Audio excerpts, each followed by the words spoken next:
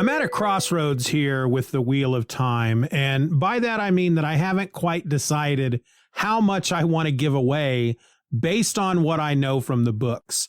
In the fourth episode here, we are given three big possibilities of who might be the Dragon Reborn. I mean, we're told in episode 1 that it might be Rand, Perrin, Matt, or Egwene, but now we're not only having one of those four people pushed into our faces in this episode, but we're led to believe that it might be someone else entirely. Either one. So on one side, folks who have never read the books will watch this episode and walk away with various theories on who might be the Dragon Reborn. On the other side, those of us who have read the books, we know who the Dragon Reborn is. Now, having said that, they have already made some pretty big changes with this story. They've added some stuff and diverted a bit from what is in the books. So the questions I have at this point are, 1, could we actually get a different Dragon Reborn in the show? 2, do I want to go that deep into the discussion today and spoil what might be a big reveal for those who are enjoying the show but have never read the book? And 3, have I already spoiled it in a previous episode? Because I can't remember. Anyway, that's what's churning through my mind as I prepare to talk about the Wheel of Time, episode 4, today on The Streaming Fool.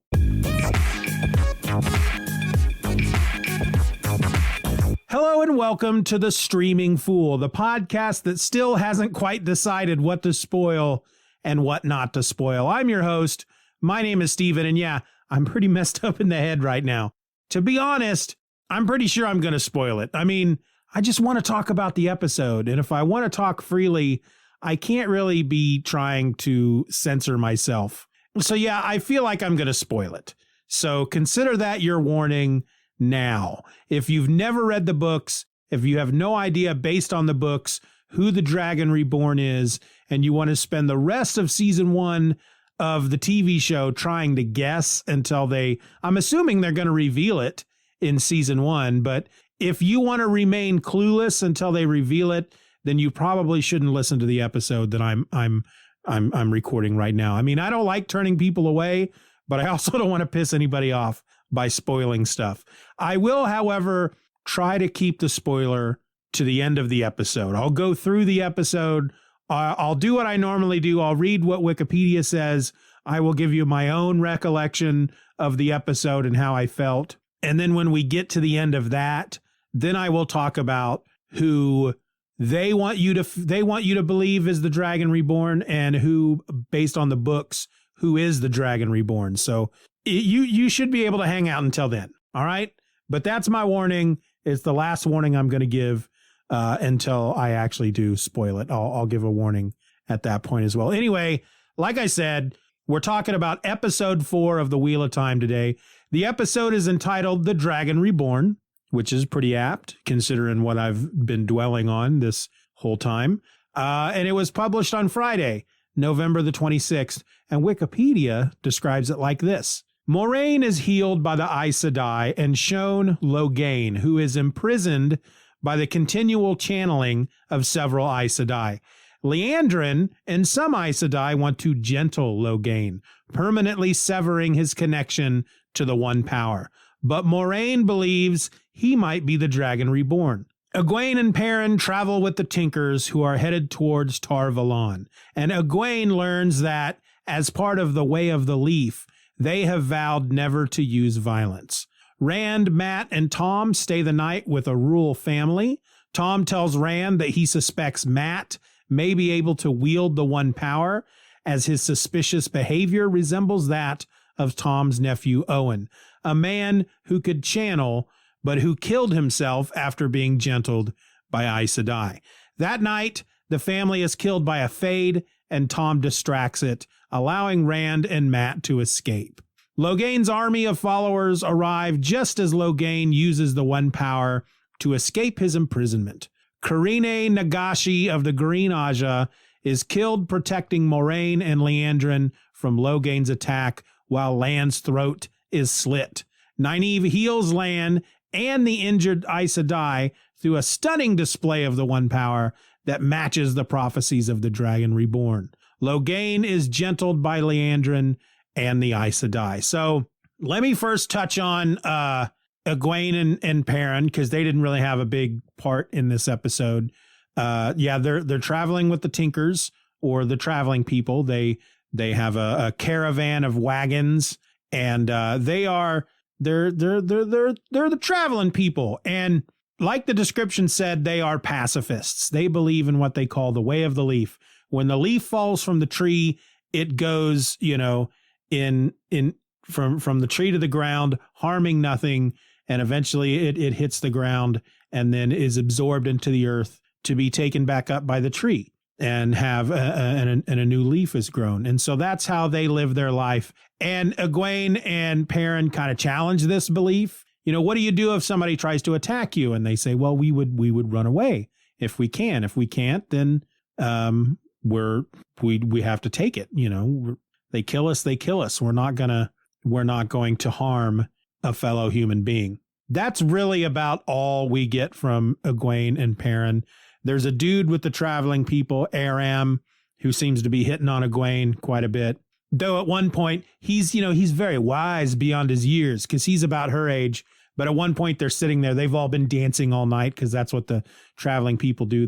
They sit around their fires and they play their music, and they bang on their drums, and they dance. And Egwene was dancing with Aram, and at one point they're not dancing, and they're sitting around the fire, and he just looks at her, and just immediately he's like, who is this man that you are in love with that takes your thoughts from me, or something like that. And it's like, wow, you are way too wise for somebody to be that young. It's like he just knows, oh, she's in love. I'm very poetic. Who is this man that steals your heart from me, even though I'm incredibly attractive and have a tinkle in my eye and a tinkle in my smile, and women are drawn to me, and I'm because of the way I talk and say stuff like that. But that's about all we get from Egwene and Perrin.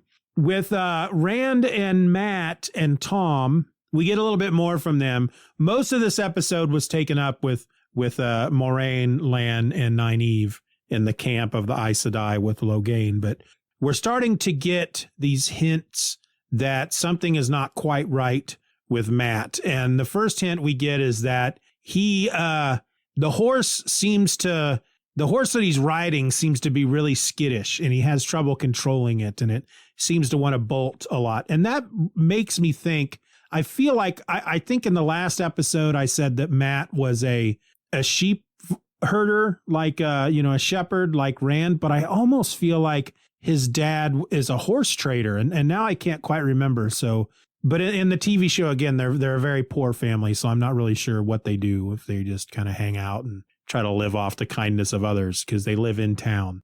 But they stop at this farmhouse. They had planned on sneaking in once it got dark, and sneaking in and sleeping in the barn, and then leaving before, the sun came up, so that the family would not know that they were there. But of course, the family knew that they were there, and they confront them out in the woods with bow and arrow. And Rand convinces this family that they're not there to harm them. And so the farmer lets them sleep in the barn, as long as they muck out the stalls. They do some work. And so Rand and Matt are doing just that. Tom is not doing any work, because he apparently has revealed to the Grinwells, that's who the farming family is. We'll talk about them. I think what I want to try to do is, because I mentioned I didn't want these episodes to be about what is different between the books and the show, but I still feel like I need to talk about that stuff. So I'll save that stuff to the end, or at the end, to the end of the episode. So that'll be like the last bit of business. So if you don't want to know, then you can listen to everything but the end, and you'll be fine. Anyway, the family are the Grinwells, and Tom had apparently let them know that he was a Gleeman, and he would be performing for them that night. And that's how they basically pay them back for allowing them to sleep in their barn.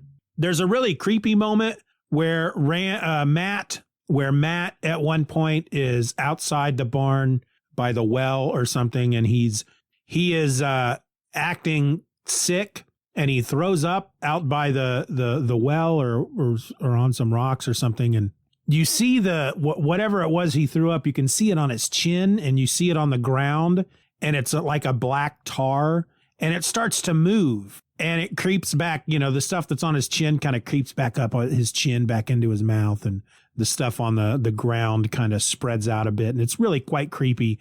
And this little girl, Elsie Grinwell, comes up to him and says, the food is ready, but she's not supposed to be talking to him because he's a stranger. And he's really nice to her because she reminds him of his sisters, who he's very protective of. And while he's out there talking to her, if I remember the order of things correctly, because Tom and Rand are in the barn alone. And that's when Tom tells his story. He tells Rand that Matt's been acting suspiciously. Rand sees it himself. And Tom believes that it's because Matt can wield the one power. He reveals that he had a nephew named Owen who could also wield the one power, and who acted quite similarly. I have a really big problem with that word. Who acted the same as Matt has been acting, kind of a paranoia. And I believe he said the dogs would always bark at Owen, and we have the horse that seems to be really skittish around Matt. And Tom reveals that Owen could wield the one power, and that's men go mad at, being able to do that, because the Dark One corrupted the male side of the true source. They go mad when they can channel. And so that's what was happening to Owen. And that's what Tom believes is happening to Matt. But he wants to help Matt. He's not like, we got to do something about him and we got to turn him into the Aes Sedai. He remembers when Owen was like this, that he was turned over to the Aes Sedai and they gentled him. And he tells Rand that within days, Owen kills himself, just very nonchalantly at the frickin' dinner table. He eats his dinner. He wipes his mouth with his napkin. Then he pulls out his knife and he slits his throat like it was nothing at all. He explains that once a man or a woman is separated from the true source, it's like taking a part of themselves away, and they can't live with themselves at that point anymore. And that they have to do what they can to keep Matt away from Aes Sedai. Keep an eye on him, make sure he doesn't hurt anybody, but also keep him away from the Aes Sedai. So that was their part of the episode. But again, the main part of the episode is taken up with Moiraine and Lan and Nynaeve. They're in the camp with these other Aes Sedai who have captured Logain Ablar, who is claiming to be the Dragon Reborn. Moiraine wants to know if, she's bloody interested to find out if he is the Dragon Reborn. And so she volunteers to help shield Logain. It takes two. There are two sisters at all time shielding Logain, which is not, they haven't gentled him. They haven't removed his ability to access the true source. They're just putting a barrier between him and the true source, kind of. That's kind of the way that's the way I always understood it from the book. But they have a shield around him. It takes two sisters to do it. And in order to not give him any advantage when one of the other Aes Sedai comes in to, for her shift, she puts up a shield. So now there are 3 shields around Logain before one of the other 2 can release theirs. So there's always bare minimum 2 shields around him at all time. And it takes, at all times is what I meant, not at all time. Anyway, it takes a lot of their strength and energy to keep these shields up. I think Leandrin mentions at one point that it's a lot harder to shield someone than it is to break through a shield. And Leandrin just wants to gentle him. But the Aes Sedai who is in charge, which is Corinna, she reminds Leandrin that the Amerlin seat commanded them to get Logain and bring him back to the tower so that they can have a trial before they just go and gentle him. And Leandrin apparently is just, she's whispering into the ears of the other Aes Sedai to try to convince them to be on her side. And this is where we learn, we get our first taste of the politics and whatnot of Aes Sedai. And Leandrin even goes to talk to Nynaeve at one point. And Nynaeve I have to tell you, I really enjoy Nynaeve in this series, much more than in the book. I liked her in the book, but I like her a lot more in the TV show. She's a much more interesting character. But Nynaeve does not trust Leandrin right off the bat, but she wants information about Moraine. Leandrin refers to the Blue Aja, which is what Moraine is a part of, as being a little better. They're like spies who think more of themselves than they actually are, and you also kind of see the relationship between Nynaeve and Lan.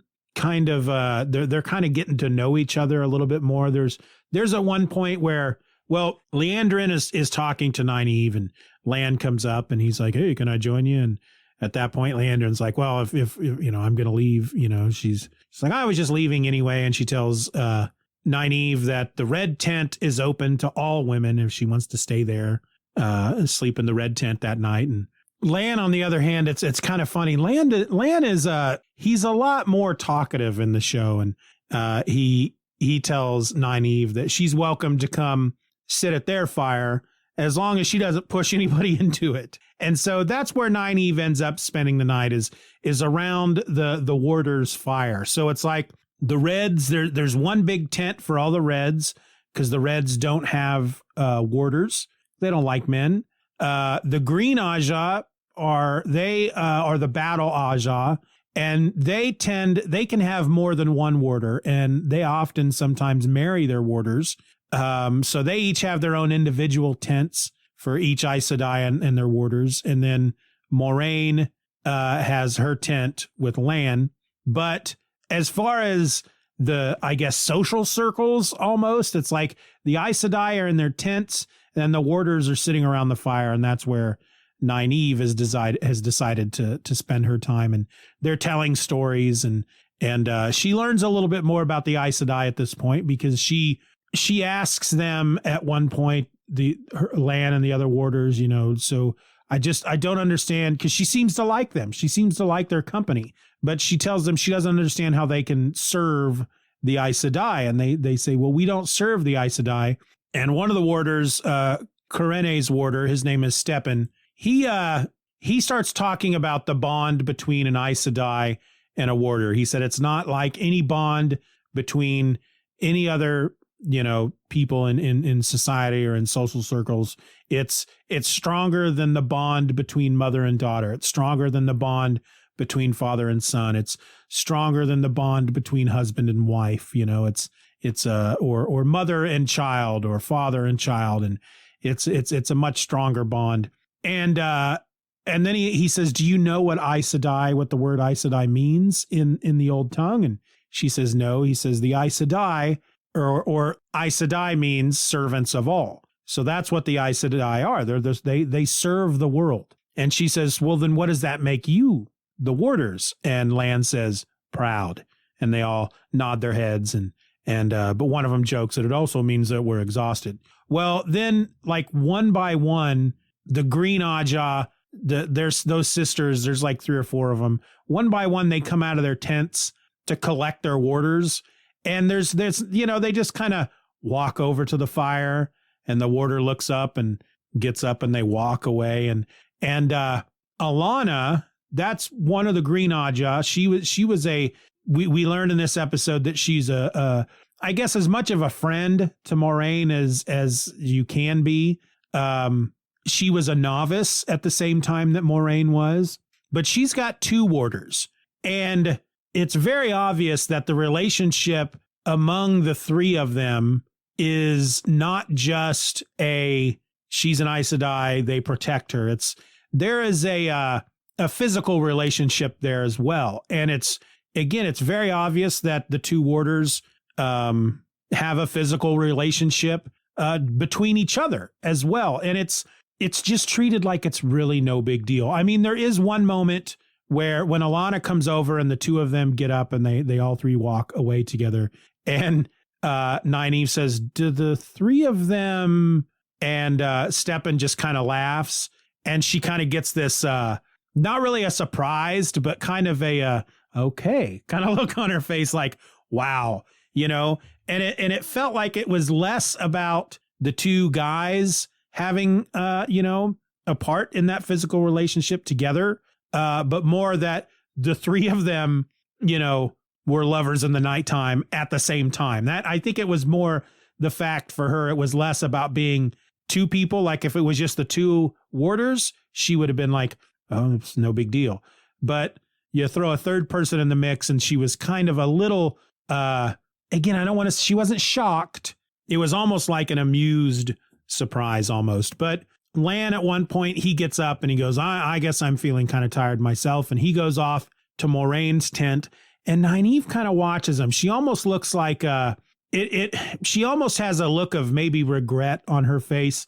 Like she assumes that Lan and Moraine are also lovers in the nighttime. And when he does go to the tent, there are two beds there, but he sits down on Moraine's bed and they talk for a bit. And then she takes his hand in hers. And I don't know. I really hope that that's not the direction they're going. I don't think they are. I really don't. But I really hope it's not because of stuff we'll talk about later when we talk about the book. We'll talk about that later in the episode. But the next morning, Nynaeve is putting wood on the fire. Maybe she slept out there by the fire, we're assuming at this point. But she sees Lan going off away from the camp and she follows him. And he's out. Basically, he says it's a ritual. It's kind of like he's doing a prayer or whatnot. And so they kind of have this moment where then she says a little prayer in the old tongue. And he says, I didn't know that you knew the old tongue. And she says, I don't.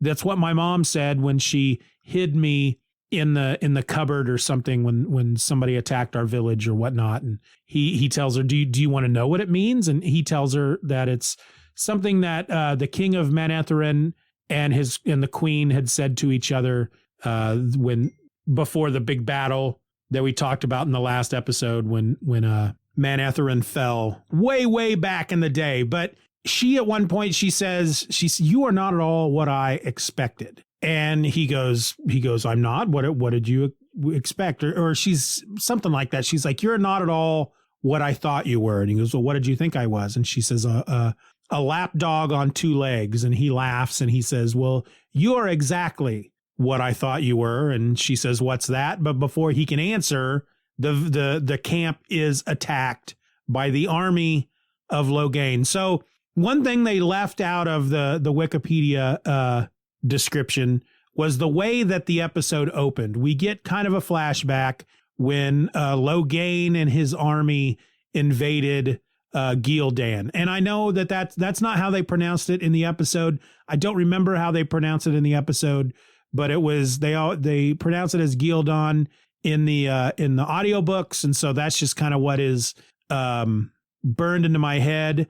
I'm gonna also have to get used to Tar Valon because in the audiobooks it was Tar Valon, but we'll get there eventually. But his army is invading Gildan, and the king is making his escape. The king is wounded, and Loghain catches up to the king of Gildan up on the battlements of the castle. But instead of killing the king, he heals him. Now he's having this talk with the king, and he says, they say the dragon destroyed the world, but I want to bind it. I want to fix it. And as he and the king are talking, he's hearing voices. Loghain is, and you actually see it. There's a thing that they do in the show where when they show the Aes Sedai channeling the one power, you see the flows coming from them. It's a white, wispy energy. And then when Loghain channels, you see just a bit of that white, wispy energy, but it's covered in a black, smoky substance, which is the corruption that the Dark One put in Saidar. Well, at one point, he's hearing voices. He hears the voice of a woman telling him to kill the king. And at one point, he also hears the voice of a man. And the Saidar, the blackish, whitish flow around him, manifests into two human figures that speak to him at either, on either side of his face, whispering in his ear, telling him to kill the king. But he ignores them, and he heals the king, and he tells them there is always room at my side for everyone, even my enemies. So when we get to this part in the episode where Logain's armies attack the camp, we find out that the way they took Logain was, Liandrin says, they snuck into Logain's encampment at night and shielded him while he slept. And then a few lightning bolts being hurled around caused his army to scatter and run back to their homes. But in case, Corinna put wards around the encampment to warn them if anybody approaches. And sure enough, the army of Logain approaches. They come to get Logain back. With them in the army is the king of Gildan. The warders and the sisters have to fight this army back, which isn't really much of an army. It might be 30 or 40 people. You don't really see too many of them, but it's a pretty nice battle. The Aes Sedai throwing the power around and exploding the ground out from under the soldiers, and the warders just kicking all kinds of butt. And that's when Logain, he uses that moment to break out of his shield. And when he does, he knocks out Corinna and Liandrin. Those are the two Aes Sedai that were shielding him. And Moiraine walks into the cave. They kept him in a cave, in a cage, and then shielded by Aes Sedai. Moiraine comes into the cave and she says, okay, we only have a few minutes before they wake up. Now we can talk. And she asks him, how can you convince me? Why should I believe that you're the Dragon Reborn? And he tells her that he hears the voices of the different dragons throughout the years, because the wheel keeps spinning people in and out. And whenever he channels, he hears their voices, the voices of previous dragons telling him how to do it right. And that's when Moiraine realizes this is not the Dragon Reborn. And she tells him so. She says, those voices you are hearing are the voices of madness. She says, you are powerful, but your power is a trickle compared to the raging sun that will be the Dragon Reborn. And that's when Liandrin and Corinna wake up, and the three of them try to shield Logain, but he fights back and he fires at them solidified air, which Corinna realizes he's about to do. And so she whips up a shield, but she only places it in front of Liandrin and Moiraine. And I'm not really sure what that means. If that means that, I don't know, I can't imagine that an Aes Sedai can't shield themselves, but she throws up these shields, these black frickin' shards of air fly toward the three of them, but only Corinna is struck and she dies. We see her warder stepping out in the battle, and he immediately knows. That's what the Bond does. He immediately realizes she's dead. They all start rushing back to the cave. Alana and her warders stay out. They say, get to the cave. We'll hold them back. So all these warders and these Aes Sedai rush into the cave. By this point, Liandrin and Moiraine have thrown shields over Logain. He's trying to break free. Steppen comes into the cave. He sees Corinna there dead on the stone floor. He carries two short-handled, one-handed battle axes, one in each hand, and he runs at Logain, leaps at him, tries to cut him down with the axes. He hits the shields. Logain, his power seeps into the frickin' axes, and both axes just explode. And shards of these axes fly through the cave and pierce everybody in the cave except for Nynaeve. Just cuts everybody down. Moiraine gets an entire shaft, the handle of an axe just right into her abdomen.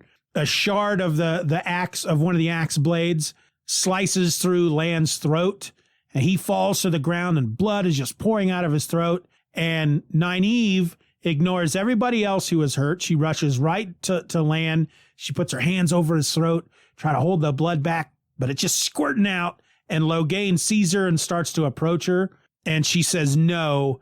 And then the frickin' one power erupts out of her, big time.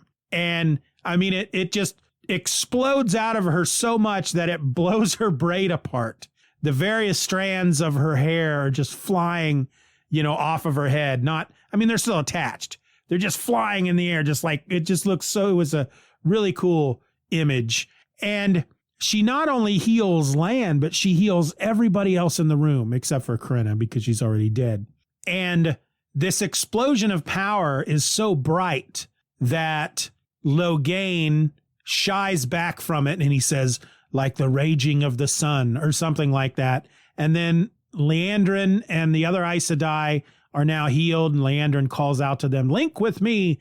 And they all link their power, and she gentles Logain right there on the spot. Moiraine then turns to Nynaeve, and we get a close-up of Nynaeve's eyes, and that's how the frickin' episode ends. So, okay.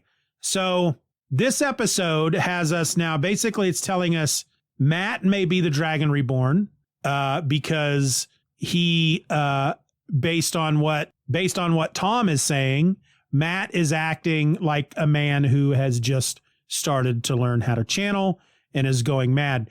Now, something about Mat and Rand and Tom's story I actually left out.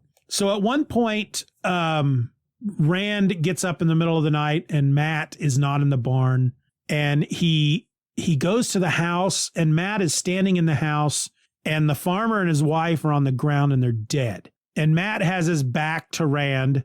And then we see a close-up of Mat's face, and he's got this black stuff coming out of his mouth, but it's creeping back up into his mouth. And Rand is like, holy crap, Mat just killed these two people. Mat's holding a dagger in his hand. It's the dagger that he took from Shatter Logoth. It's the first time we've seen it since he took it in that second episode.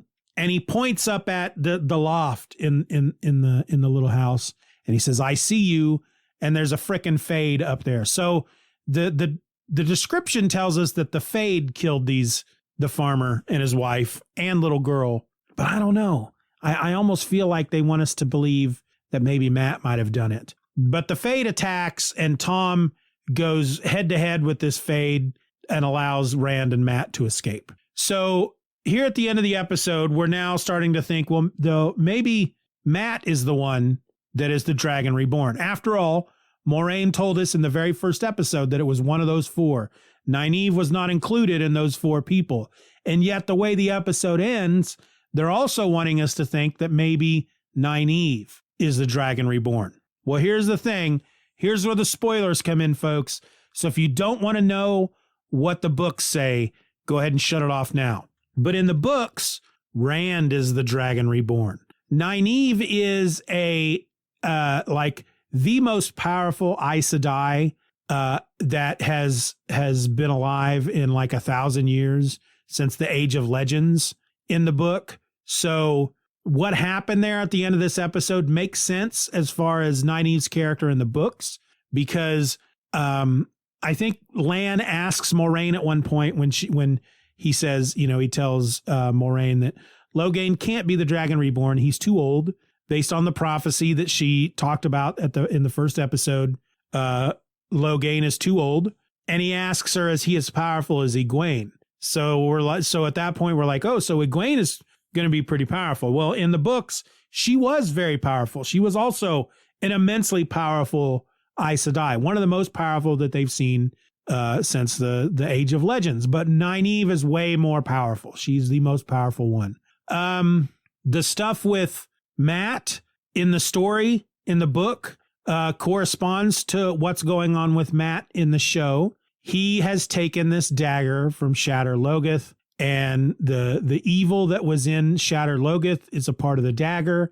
And because Mat took it and has it, it's crept into him. And so that's what we're seeing in this show. He does not channel. Rand, we find out, is the Dragon Reborn, and he does channel. So I can see what they're trying to do in the show. They're trying to make us think it's other people. And I mean, they got to know that a lot of the audience that's watching this show are people who read the books.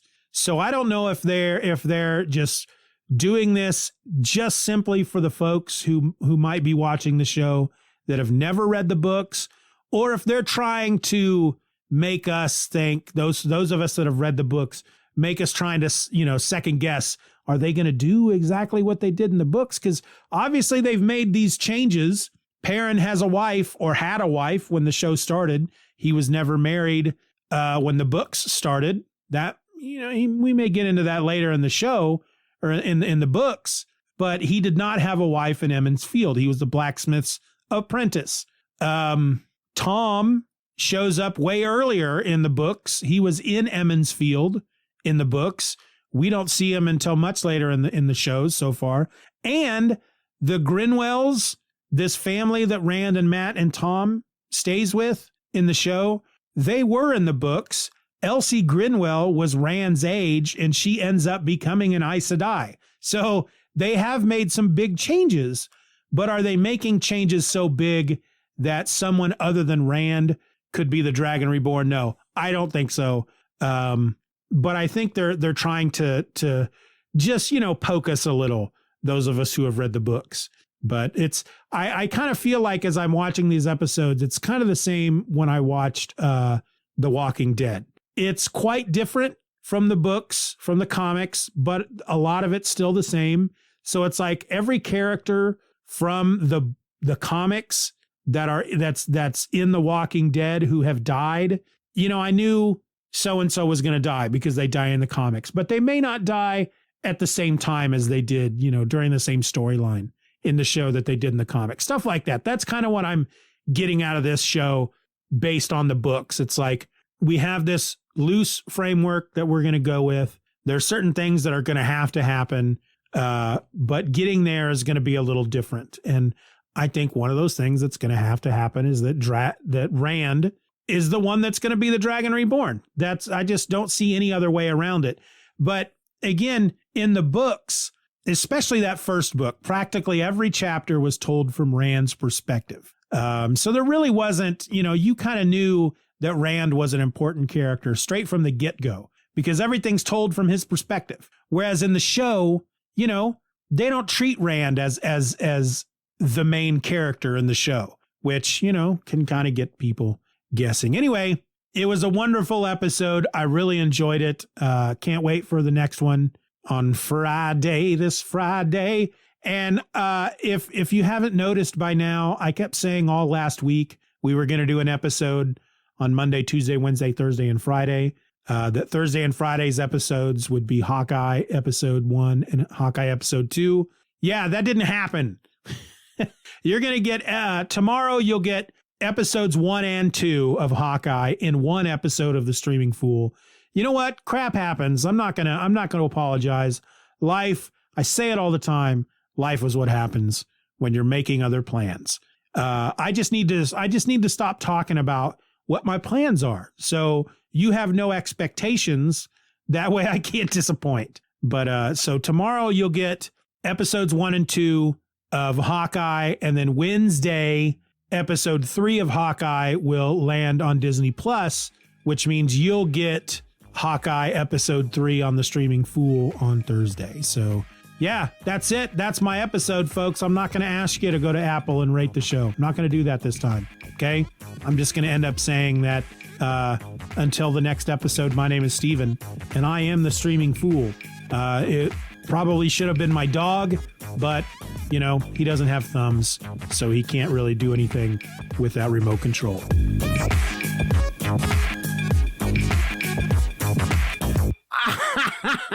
That was dumb.